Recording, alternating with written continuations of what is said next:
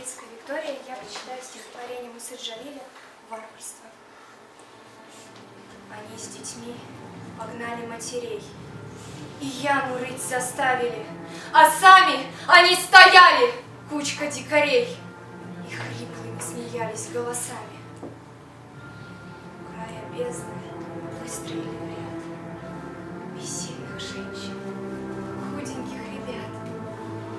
Пришел хмельной майор и медными глазами окинул обреченных. Мутный дождь шумел в листве соседних рощ, и на полях, одетых мглою, и тучи опустились над землею, друг друга с бешенством гоня. Нет, этого я не забуду дня, я не забуду никогда, вовеки. Я видел, плакали, как дети, реки, и в ярости рыдала мать-земля. Своими видел я глазами, как солнце, скорбное, омытое слезами, сквозь тучу вышло на поля. Последний раз детей поцеловала,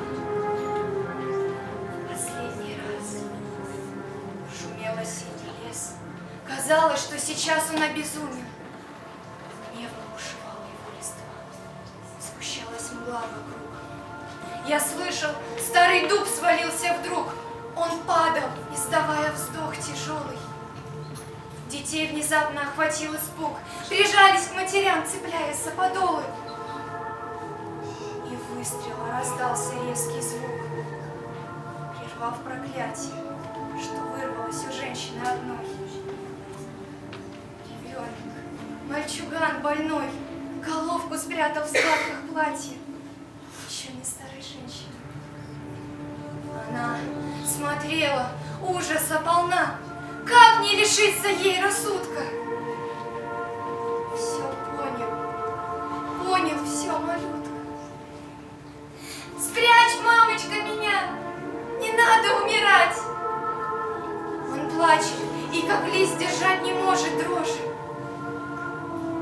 Дитя, что ей всего дороже, нагнувшись, поняла двумя руками мать, прижала к сердцу, против дула прямо. Я, мама, жить хочу! Не надо! Мама! Пусти меня! Пусти! Чего ты ждешь? И хочет вырваться из рук ребенок. И страшен плач, и голос тонок, и в сердце он вонзается, как нож.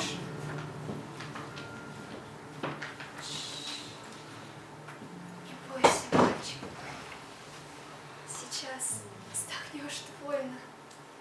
Закрой глаза, но голову не прячь, чтобы тебя живым не закопал палач. Терпи, сынок, терпи. Сейчас не будет больно.